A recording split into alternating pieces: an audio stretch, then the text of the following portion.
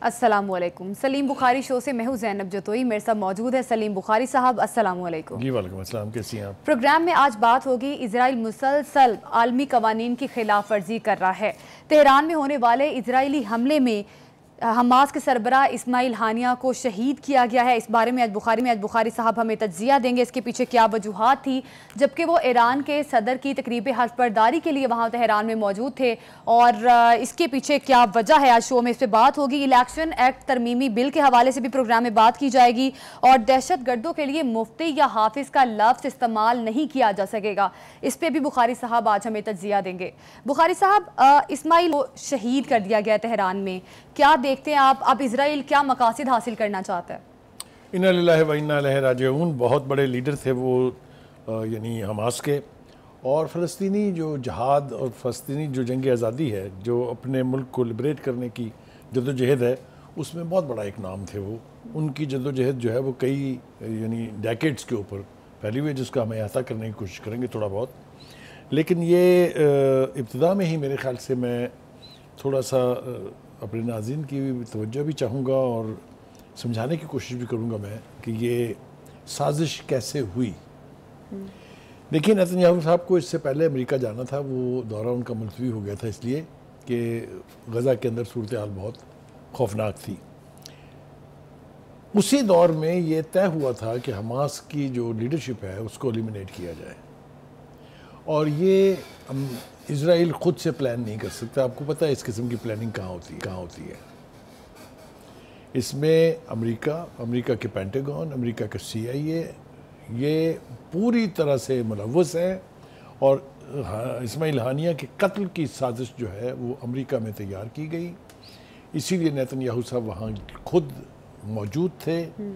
उनके मौजूदगी में ही इसका खाका तैयार किया गया, और इस पर अमल दरामद के लिए फिर मनसूबाबंदी की गई, जिसका नतीजा हमारे सामने है। अच्छा बुखारी साहब, अमरीकी वज़ीर ख़ारिजा ने कहा है कि हमें इस मामले से मुतालिक कोई इतला नहीं थी। मैं आता हूँ उसकी तरफ भी। मेरे ख्याल से पहले हम इसके ऊपर एक अपनी तरफ से यानी ताज़ियत का इजहार भी करना चाह रहे हैं, और पाकिस्तान में एक तो पूरे पाकिस्तान में उनकी नमाज जनाजा जो है हर शहर हर गांव में पढ़ाई जा रही है, गायबाना नमाज जनाजा। और मौलाना फजल रहमान जो JUI के चीफ़ हैं, उन्होंने जुमे के रोज़ मुल्क गिर एहतजाज की कॉल भी दी गई है। हमें पूरी उम्मीद है कि लोग जो है इस एहतजाज में बढ़ चढ़ के हिस्सा लेंगे, और पार्टी एफिलिएशन को भूल जाएंगे कि मौलाना फजल रहमान की कॉल है या JUI की कॉल है। हमें यकजहती का मुजाहरा करना है फ़लस्तीनी भाइयों के साथ, और इस यानी बेरहमाना कत्ल की जो वारदात की है इसराइल ने, उसके ऊपर अपने गम गुस्से का इजहार भी करना है। तो एक बात तो ये तय हो गई कि अब अमेरिका जितने मर्जी बहाने तलाश करे, मैंने अपनी इत्तलात के मुताबिक और जिस तरह की चीज़ें इंडिकेट हो रही हैं, ये बता दिया आपको कि नेतन्याहू और इजराइल ने मिल के इस कत्ल की साजिश जो है उसका एजेंडा तैयार किया, और फिर उसके ऊपर अमल दरामद किया। अच्छा, अमेरिका की मुनाफिकत का एक छोटी सी चीज़ मैंने आपसे पूछनी थी। ईरान का कैपिटल है तेहरान, आपको नहीं लगता कि कहीं ना कहीं सिक्योरिटी लैब्स भी था? एग्जैक्ट जी, मैं उस तरफ आता हूँ। बिल्कुल ठीक आपने कहा, सही से आपने इशारा किया। ये सिक्योरिटी लैब्स पहली दफ़ा नहीं है। ये सिक्योरिटी लैब्स इब्राहिम रईसी साहब का जिस तरीके से हेलीकॉप्टर का क्रैश हुआ है, वहाँ भी हमको नज़र आया है, उस पर बात करनी चाहिए। और ये तो बहुत ब्लेटेंट यानी मैं समझता हूँ लैप्स है, और in the heartland of Tehran, in the centre of Tehran, Pasdaran के गेस्ट हाउस में जो शख्स रिहाइश पजीर हो, सवाए इसके कि वहाँ कोई चिप रखी गई हो, इतना प्रिसाइसली निशाना बनाना किसी को जो है वो मुमकिन नहीं होता है। तो ये अंदर से सिक्योरिटी लैप्स है, सिक्योरिटी ब्रीच है, और ईरान अपनी इस जिम्मेदारी से ओहदाबरा नहीं हो सकता कि वो एक मेहमान की हिफाजत करने में नाकाम हुए हैं। हम बात कर रहे थे अमरीकी मुनाफिकत की। हाँ जी। देखिए, अमेरिका के जो बयानात आ रहे हैं वो सिर्फ पर्दापोशी के लिए हैं, और अपने आप को इससे अलग करने के लिए हैं कि हमारा तो इससे कोई ताल्लुक़ नहीं है। लेकिन इस्माइल हानिया की शहादत के फ़ौरन बाद अमेरिका के वज़ीर दिफा का ये कहना कि अगर इसराइल पर हमला हुआ तो हम इसराइल का दिफा करेंगे, ये उस तरफ इशारा करता है जो बात मैं कहने की कोशिश कर रहा हूँ कि ऑल इज़ प्लान्ड। ये मालूम है उनको कि ईरान की तरफ से रिएक्शन आ सकता है, हमास की तरफ से रिएक्शन आ सकता है, लिहाजा वो अभी से यानी इसराइल के दिफा की नज़र बातें करना शुरू हो गए हैं, बल्कि यकीन दहानी करा रहे हैं। ये जो वज़ीर दिफा साहब हैं ये ज्यूज़ हैं, और ज्यूज़ के अंदर एक जो सेवनी माइंड सेट है, उनके नज़दीक इंसानी कदरों की, उनके नज़दीक इंटरनेशनल बाउंड्रीज़ की कोई साहब, अब ईरान में एक इतने बड़े लीडर का कत्ल होना, अब ईरान क्या करेगा इस मामले में? लाल झंडा फहरा दिया इन्होंने। देखिए 3-4 किस्म के रद्द अमल का हमें अहाता करना है, उसमें यकीनी तौर पर ईरानी रद्द अमल जो है बहुत ज़रूरी है। देखिए वहाँ के जो सुप्रीम लीडर हैं इस वक्त, वो खामेनेई साहब, उन्होंने तो इस वाक़े की जिस तरीके से मज़म्मत की है, जिस शद्दोमत के साथ उन्होंने कहा है कि हम इसका बदला लेंगे, इसराइल को इसकी कीमत चुकाना पड़ेगी, और जिसका जिक्र आपने किया कि सुर्ख परचम जब लहराया जाता है वहाँ कुम शहर है उसकी मस्जिद जमकरान पर, तो ये इंडिकेशन है इस बात का कि it's a highest alert and that it's a declaration of revenge. तो ये सिंबॉलिक है, लेकिन ये बहुत अहमियत का हामिल है। लेकिन मैं कुछ हकायक जो है वो अपने नाज़रीन के सामने रखना चाहता हूँ, ये कि 3-4 बड़े बड़े लीडर जो हैं ईरान के, ख़ुद उनको शहीद किया गया, हलाकत हुई उनकी। उसमें मोहम्मद रज़ा ज़ाहिदी साहब हैं, और जनरल कासिम सुलेमानी बहुत बड़ा फिगर है, फिगर थे ईरान का। उनको जिस तरीके से रुथलेसली, अगर आप तारीख पर नज़र दौड़ाएँ, जिस तरह कत्ल किया गया, और जिस तरह उस वक्त भी लाल परचम लहराया गया था, लेकिन अभी तक हमने उसके बदले की गर्ज से कोई कार्रवाई ईरान की तरफ से नहीं देखी है। क्या अब ईरान जो है वो इस पर अमल दरामद करेगा अपने इस अहद पर कि वो बदला लेंगे? ये मेरे ख्याल से आने वाले दिनों में हमें पता चल जाएगा। लेकिन जिम्मेदारी जो है वो ईरान की है, क्योंकि वो ईरान के मेहमान थे, और ज़ाहिर है कि जब इस किस्म के जब हाई वैल्यू टारगेट्स होते हैं, वो जब किसी मुल्क के दौरे पर जाते हैं, तो फिर उसकी सिक्योरिटी की ज़िम्मेदारी जो है वो मेज़बान मुल्क की होती है। अब जाइए जनाब थोड़ा सा रिएक्शंस की तरफ। हमने ईरान का रिएक्शन तो आपको बता दिया कि उन्होंने अहद तो किया है इसका कि हम बदला लेंगे, इसराइल को सबक सिखाएंगे। वो उनके पास ऑप्शंस क्या हैं? बराह रास्त जंग नहीं हो सकती अभी इसराइल के साथ, ये सबको पता है, लेकिन दुनिया भर में इसराइल के और अमेरिका के जो हाई वैल्यू टारगेट्स हैं, उनकी एम्बेसीज हैं, उनकी बिल्डिंग्स हैं, उनके और दफातर हैं, ये सब कुछ टारगेट हो सकते हैं। आपको अगर मैं याद दिलाऊं कि 1960-70s में जो अल-फतह और हमास और हिजबुल्लाह ने जो कार्रवाइयाँ की थी, अगर उस नौइयत की कार्रवाइयाँ शुरू हो गई तो मेरे ख्याल से अमेरिका के लिए बहुत बड़ा ये चैलेंज भी होगा, और हम उनको मतला करना चाहते हैं। अगर ये जंग इस तरीके से इन इलाकों में यानी गैर रस्मी बैटल ग्राउंड पर लड़ी गई, तो फिर इसराइल का और अमेरिका का बहुत नुकसान होगा। बुखारी साहब, जिस तरह से इजराइल किसी भी मुल्क से लड़ाई ले लेता है, अभी जिस तरह से इस्माइल हनिया की शहादत वाला वाक़या सामने आया है, या इससे पहले आप अभी मेंशन कर रहे थे ईरान के 3 बड़े लीडर्स के नाम भी आपने मेंशन किए, जिस तरह से उनको मर्डर किया गया, इजराइल इतना स्ट्रांग है, क्या उसको इस चीज़ का कॉन्फिडेंस है कि अमेरिका मेरे साथ है, क्योंकि अमेरिका उसको बैक कर रहा है, कोई मुल्क उसके खिलाफ कुछ नहीं कर सकता? देखिए इसराइल इतना स्ट्रांग है या नहीं है को छोड़ दीजिए, इसराइल कुछ भी नहीं है अगर अमेरिका उसके सर पर हाथ ना रखे या उसके पीछे ना खड़ा हो। अगर अमेरिका ना हो पीछे, तो ये इसराइल तो इतनी सी एंटिटी है, इसके तो चारों तरफ मुस्लिम ममालिक में जो जंगजू या जो जदोजहद आज़ादी के लोग रहते हैं, उनके लिए घंटों की मार है ये तो आज तक इसराइल के सर्वाइव करने की वाहद वजह उसकी अमेरिका की सरपरस्ती है। वो अमेरिका ने उनको वो वेपन्स दे रखे हैं जो नेटो फोर्सेस के पास नहीं है। अमेरिका ने आंख बंद कर रखी है, वो न्यूक्लियर प्रोग्राम को परसू कर रहा है, और इतलात ये हैं कि उसने एटम बम बना भी लिए हुए हैं। तो अमेरिका की ये जो सरपरस्ती है, इसकी वजह से इसराइल अब तक सर्वाइव कर रहा है। तो बुखारी साहब, जैसे ऐसे टॉप लीडर्स के जब मर्डर होते हैं, तो इसके वर्ल्ड वाइड कॉन्सिक्वेंसेस क्या आते हैं, पोटेंशियल कॉन्सिक्वेंसेस क्या आते हैं जब ऐसी हाई प्रोफाइल्स को मर्डर कर दिया जाता है? देखिए 2-3 ऑप्शंस होते हैं। एक तो ये कि आप मुतल्लिका मुल्क के साथ जंग छेड़ लें और लड़ें जंग। दूसरा ये होता है कि जो मॉडर्न वॉरफेयर तो नहीं है, लेकिन गुरिल्ला वॉर, जिसका खदशा था कि गज़ा के अंदर गुरिल्ला वॉर शुरू हो गई तो फिर क्या होगा। लेकिन ये जंग फिर फैल भी तो सकती है ना, फिर इसकी बाउंड्रीज नहीं होती हैं। जब सर्वाइवल का मसला आ जाता है तो बाउंड्रीज नहीं होती हैं।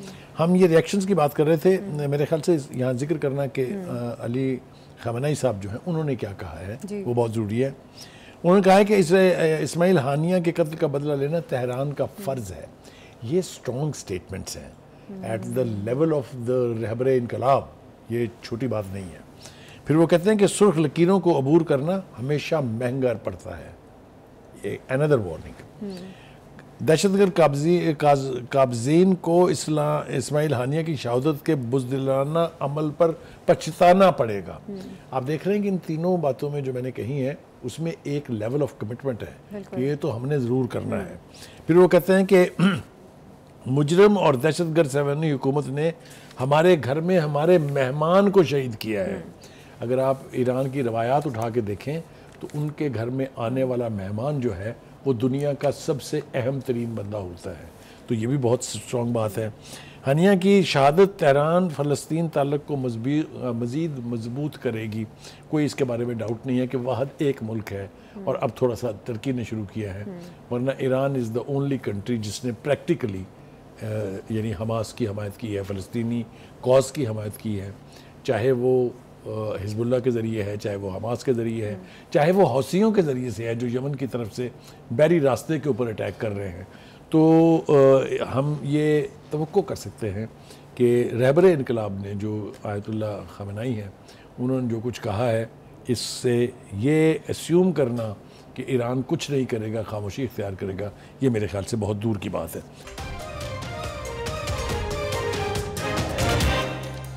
हमास क्या कहती है, ये भी रिएक्शन बहुत इंपॉर्टेंट है। हमास का इस्माइल हानिया की शहादत का भरपूर जवाब देने का ऐलान। This is again a very strong statement. उनके बेटों ने भी कहा है, लेकिन हमास की लीडरशिप ने कहा है।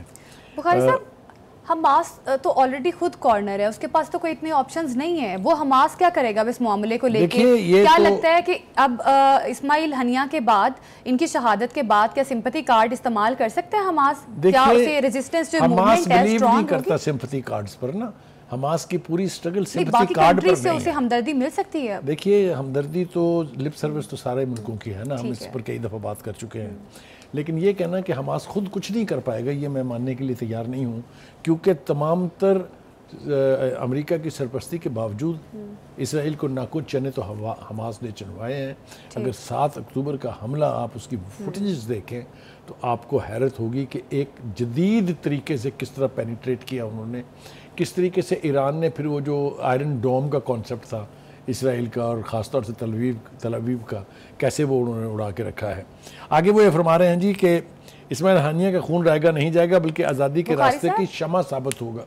एक चीज़, सॉरी फॉर इंटरप्शन, 300 फ़ौजी इनके इजराइल के मारे गए हैं, और अगर देखा जाए तो फ़लस्तीन के तकरीबन 50,000 फ़लस्तीनी शहीद हो चुके हैं और 1 लाख से ज़ायद ज़ख्मी हैं। देखिए, ये हम फिगर तो हमास कहीं ना कहीं तो फिर एक कमज़ोर सिचुएशन में है। देखिए, हमास जो है वो एक लिबरेशन फोर्स है जो अपने मुल्क की आज़ादी के लिए, जो अपनी रियासत की आज़ादी के लिए जद्दोजहद कर रही है। उसका मुकाबला एक बहुत स्ट्रॉन्ग दुश्मन से है जिसके पीछे अमेरिका समेत पूरा वेस्ट खड़ा है, जो उनकी फंडिंग कर रहे हैं, जो उनको असला दे रहे हैं। तो ये कंपैरिजन हम नहीं कर रहे, हम नहीं कर सकते। लेकिन इसके बावजूद क्या हमास ने हार मान ली है? क्या हमास वापस हो गई है? वो बदला लेगा। ठीक है, आगे देखिए वो ज़रा, मैं इसीलिए कह रहा हूँ कि ये ज़रा हम रद्द अमल थोड़ा सा अपने नाज़रीन तक पहुँचा लें। फिर वो कह रहे हैं कि हानिया के कत्ल से जंग नई जहतों में मुंतकिल हो जाएगी, वो जिसकी तरफ मैंने इशारा किया था। ये गुरिल्ला वार हो सकती है, ये हाई वैल्यू टारगेट्स के ऊपर अटैक्स हो सकते हैं। आपको मैं याद दिलाऊं, 1960s के अंदर एक बड़ा नाम जो है वो है कि जिन्होंने जहाज़ अगवा किए थे, लैला खालिद, अगर आपको मैं याद दिलाऊं, जो आजकल मेंबर पार्लियामेंट है, उन्होंने पैन अमेरिका का जो जहाज़ है वो हाईजैक किया था। तो अगर इस तरह की वॉर शुरू हो गई तो उसकी तो इतनी जहतें हैं, इतने पहलू हैं कि फिर अमेरिका को भी मेरे ख्याल से 10 बार सोचना पड़ेगा। लेकिन जैसा मैंने कहा, पहले हम ये रद्द अमल ज़रा इसको असेस कर लें। दुश्मन गज़ा मगरबी किनारे अंदरूनी मुल्क खून के एक एक कतरे की कीमत चुकाएगा, ये अल-क़साम ब्रिगेड कह रहा है। अल-क़साम ब्रिगेड जो है वो एक इसराइल के लिए एक दहशत का सिंबल है। दुश्मन ने जहरीत का दायरा वसी करके मुख्तलिफ मैदानों में मज़ामती रहनुमाओं को कत्ल करके और खित्ते के ममालिक की खुद मुख्तारी को पामाल करके गलत अंदाज़ा लगाया है। ये सहवूनी नंगा नाच रोकने का वक्त आ गया है। These are very strong statements these और जब हम इन अल्फाज को सुनते हैं टॉप लीडरशिप की तरफ से हमास की, तो हम ये नहीं कह सकते कि वो मजाक में पता नहीं क्या कह गए हैं। I think what they have said they will stand behind it, और वो कुछ ना कुछ करके दिखाएंगे। अब आ जाए जनाब, अमरीकी रद्द-ए-अमल क्या है? अमरीकी रद्द-ए-अमल ये है कि उन्होंने कहा कि जनाब जो मर्जी हो जाए हम तो इसराइल का दिफा करेंगे, इसराइल पर किसी भी हमले की सूरत में इसका दिफा करेंगे। मशरिक़ वस्ता में जंग नागुज़ीर नहीं, कशीदगी कम करने की कोशिश की है। बिल्कुल बकवास है, बेमानी बात है, ये बिल्कुल मुनाफिकाना बात है, ये अमेरिका की हठधर्मी है। ये मेरे पास और ज़्यादा स्ट्रॉन्ग अल्फाज निकल जाएंगे जो यानी इन बयानात की सूरत में हमारे सामने आया है। वो ये कह रहे हैं कि मामलात को जंग के बगैर दुरुस्त करना चाहते हैं, ये इसराइली फ़ौज के तर्जुमान ने कहा है। This is also absolute nonsense. ठीक हो गया जी। तो अब हमने देखे जी ईरानी रद्द-ए-अमल कर लिया, हमास का रद्द-ए-अमल कर लिया, हमने अमरीकी रद्द-ए-अमल कर लिया। थोड़ा सा मेरे ख्याल से इस वक्त अगर हम जिक्र कर लें, इस्माइल हानिया साहब जो हैं वो एक दरीना लीडर थे, हमास से बहुत पुराना ताल्लुक़ था उनका। वो एक यूनिवर्सिटी में प्रोफेसर थे, अरबी में उन्होंने डॉक्टरेट की थी, और वो फिर इस तंजीम के साथ जो है वो मुंसलिक हो गए थे। और उनकी जो कुर्बानियाँ हैं उनका हम तफसील के साथ थोड़ा सा जिक्र करते हैं, लेकिन इससे पहले हम जरा अपने नाज़रीन को ये बता दें कि इस्माइल हानिया से पहले किन बड़े लीडरों को इसी तरीके के हमलों में इसराइल शहीद कर चुका है। याह्या अय्याश साहब 5 जनवरी 1996 को एक इसी तरह के अटैक में शहीद हुए थे।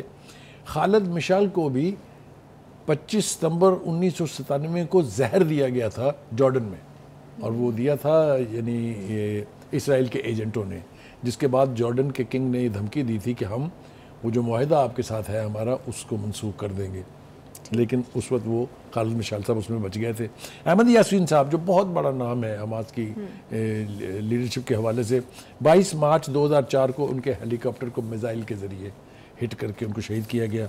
अब्दुल अजीज़ रंतीसी ये 17 अप्रैल 2004 को इनको भी शहीद किया गया, ये भी बहुत बड़े लीडर थे।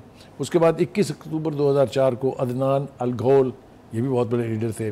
नज़र रेहान 1 जनवरी 2009 को, और साहले अल-रावरी 2 जनवरी 2024 को शहीद किए गए।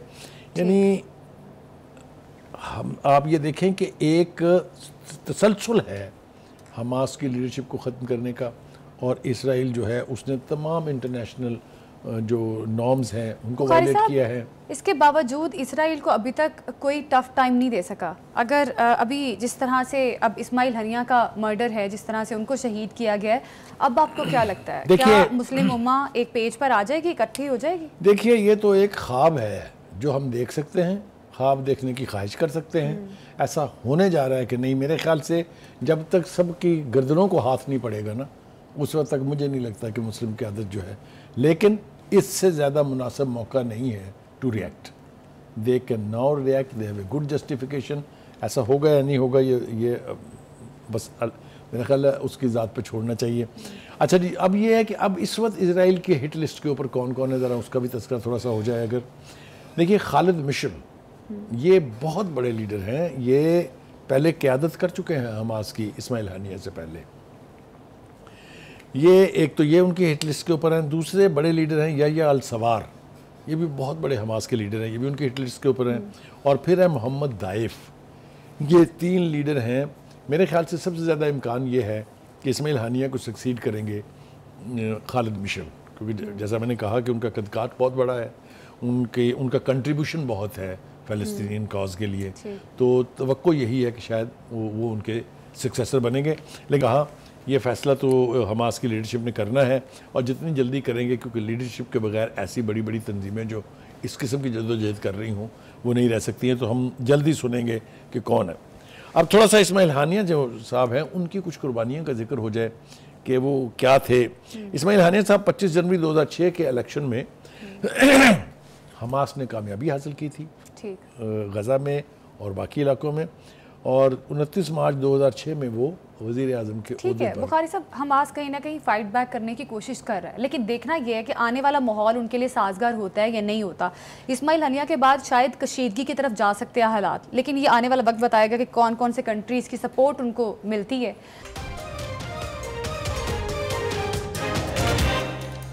Welcome back. इलेक्शन एक्ट कौमी जो तरमीमी बिल था, कायमा कमेटी ने मंजूर कर लिया कसरत राय से।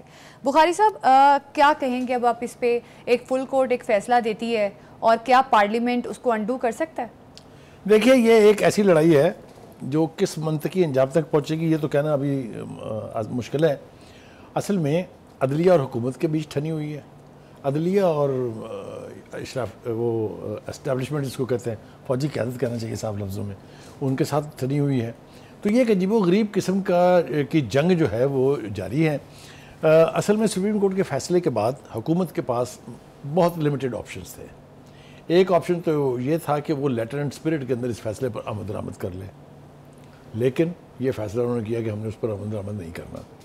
सबसे पहले उन्होंने इलेक्शन कमीशन के ज़रिए 39 लोगों का जो नोटिफिकेशन है वो जारी करवा दिया कि जी ये तो वो लोग हैं जिन्होंने कॉन्सेंट दी थी कि हम पीटीआई के टिकट से इलेक्शन लड़ रहे हैं।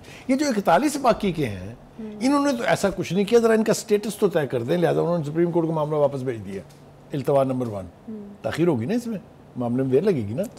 दूसरी तरफ हुकूमत जो है वो ये बिल ले आई है। अब इस बिल के ज़रिए ये कहा जा रहा है कि जो आदमी एक दफ़ा अपनी इंटेंशन जाहिर कर दे कि मैं किस पार्टी के साथ हूँ, वो बाद में पार्टी एफिलिएशन बदल नहीं सकता है। ये ताख़ीर का दूसरा हरबा कह लीजिए आप इसको, या कोशिश कह लीजिए, लेकिन ये सब कुछ हो रहा है उसी जंग के नतीजे में जो इन 3 फरीकों के बीच में चल रही है। बेनिफिशरी इसका पीटीआई है। अब पीटीआई को बेनिफिशरी बनने देने के हवाले से हुकूमत ने फैसला किया कि no, will put our foot down. लिहाजा आज जो बिल जो कायमा कमेटी से पास हो गया है 8-4 के साथ, एक जो रुकन है शाहिदा, उन्होंने वोटिंग में हिस्सा नहीं लिया है, ये अब जंग जल्दी ख़त्म होने वाली दिखाई नहीं दे रही है। ये चलेगी क्योंकि इसके ऊपर ये अब एक्ट है, इसके अंदर आपको 2/3 मेजॉरिटी नहीं चाहिए, आपको सिंपल मेजॉरिटी के साथ इस एक्ट को पास करना है, and that's it. Supreme court कैसे उसके ऊपर रिएक्ट करने जा रही है, that we will wait and see कि क्या होता है। साहब, जब कानूनी फैसलों को हुकूमत मानेगी नहीं तो हुकूमत इस तरह से चल पाएगी? देखिए, अगर अदालत बैठ के कॉन्स्टिट्यूशन को रीराइट करेगी, अगर अदालत ये फैसला कर ले कि मुल्क मैंने चलाना है, तो इसकी इजाज़त कैसे दी जा सकती है? तो फॉल्ट लाइन दोनों तरफ। बुखारी साहब, क्या ऐसा प्रेसिडेंट पहले सेट हुआ है कभी कि एक फुल कोर्ट 11 मेंबर्स पर बेंच जो है तश्कील दिया जाता है, वो फैसला करता है कि ठीक है इस मामले में वो फैसला कर देता है, तो उसके बाद इस तरह से पार्लियामेंट उसको अंडू कर दे? क्या ऐसा प्रेसिडेंट कभी सेट हुआ? मुझे आपके मासूमाना सवाल पर हैरत भी है और अजीब सा लग रहा है कि मैं आपको क्या जवाब दूं। क्या अदालतों ने इस तरह के फैसले किए हैं कभी पीछे माजी में? कभी एक पार्टी के लिए सहूलतकारी का रोल कभी सुप्रीम कोर्ट ने किया है? नहीं। कभी हाई कोर्ट्स ने किया है? नहीं। जहां जहां किया है वहां वहां तारीख जो है आज भी शर्मिंदा है। चाहे वो भुट्टो का फैसला था, चाहे वो ओकामा का फैसला था, ये सारी मिसालें आपके सामने हैं। जब जब अदालतों की तरफ से जुडिशल एक्टिविज्म होगा, तब तब कानून का मजाक भी उड़ेगा, आइन के साथ खिलवाड़ भी होगा। मेरे ख्याल से हुकूमत को हुकूमत करने देनी चाहिए, अदालतों को चाहिए वो इंसाफ करें, सहूलतकारी से बाज रहें। इन जजों के क्या क्या नाम रखे गए हैं वो मैं अब यहाँ बैठ के क्या दोहराऊँ, उसको मैंने नहीं रखे हैं। देखें ना, अगर असम्बली बहाल कर दी जाए तो जजों के साथ जो कुछ बना वो आपको याद नहीं है? उनकी तस्वीरों के ऊपर जूतियाँ मैंने बरसाई थी। तो मतलब ये है कि जो फैसला आपको सूट करे वो ठीक है, जो ना सूट करे उसके ऊपर आप भी चढ़ दौड़ें। तो ये क्या हो रहा है? ये इन अदालतों ने अपने अपने आइनी हदूद से चूँकि तजावुज़ किया है, इसलिए ना सुप्रीम कोर्ट का कोई भरम रह गया है, ना कोई इज्जत और एहतराम रह गया है। देखिए, जो तरीक़ाकार शुरू हुआ साकिब निसार साहब से, अब मैं आपको कौन से फैसले की मिसाल दूँ? बेपनाह मिसालें ऐसी मौजूद हैं। अकामा की मैं मिसाल आपको दे चुका हूँ, जिसके ऊपर JIT भी बन गई, जिसके ऊपर निगरान जज भी मुकर्रर हो गया। जब अदालतें इस तरीके से सहूलतकारी करेंगी तो आइन के साथ खिलवाड़ भी होगा और इंसाफ के तकाजे पूरे करने के बजाय इंसाफ जो है वो कहीं दिखाई नहीं देगा। ठीक है, अब देखना ये कि क्या कानूनी और आइनी चैलेंजेस का सामना करना पड़ता है गवर्नमेंट को। एक नोटिफिकेशन जारी हुआ है जिसमें कहा गया है कि दहशतगर्दाना सरगर्मियों के बायस टीटीपी को फितना अल खवारिज कहा जाएगा। बुखारी साहब क्या कहेंगे इस नोटिफिकेशन के बारे में? देखिए, ये खारजी वारजी की इस्तेलाह तो पहले से इस्तेमाल होनी शुरू हो गई हुई है, लिहाजा मुझे इस पर कोई हैरत नहीं है, लेकिन अब इसको कानूनी शक्ल दे देना जो है नोटिफिकेशन के बाद, वो जाहिर है अब ये मामला सीरियस होता जा रहा है।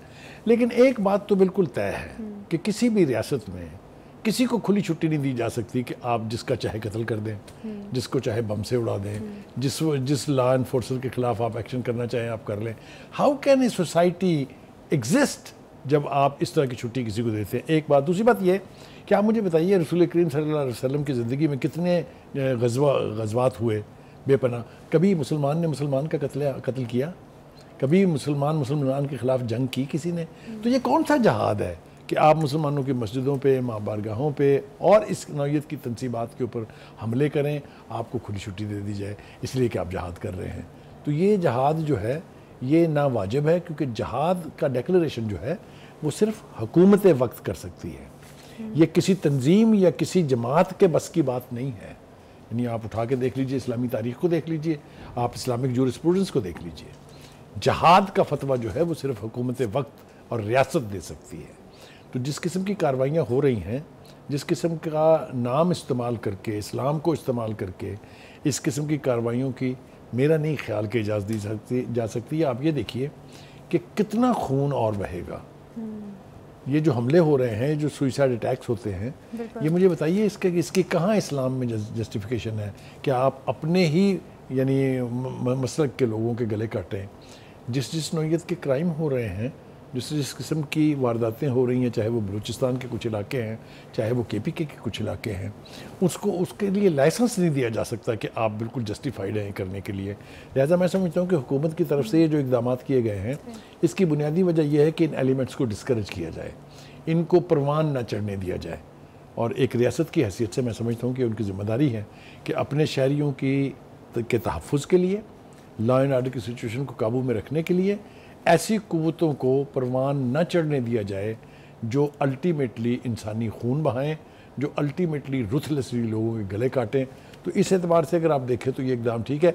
ये मैं कतई इस हक़ में नहीं हूँ कि किसी एक ख़ास पॉलिटिकल एंटिटी को या किसी एक ख़ास तंजीम के ऊपर ये पाबंदी लगाई जाए। मेरे ख्याल से जो भी इंसानी जानों से खिलवाड़ करे, जो भी मुसलमान हो के मुसलमान का गला काटे, उसके ऊपर इस नौइयत की पाबंदियाँ बिल्कुल ऐसे अनासिर को कंट्रोल करना निहायत ज़रूरी है। नाज़रीन, प्रोग्राम से अभी दीजिए हमें इजाज़त, कल फिर मुलाकात होगी। अल्लाह हाफ़िज़।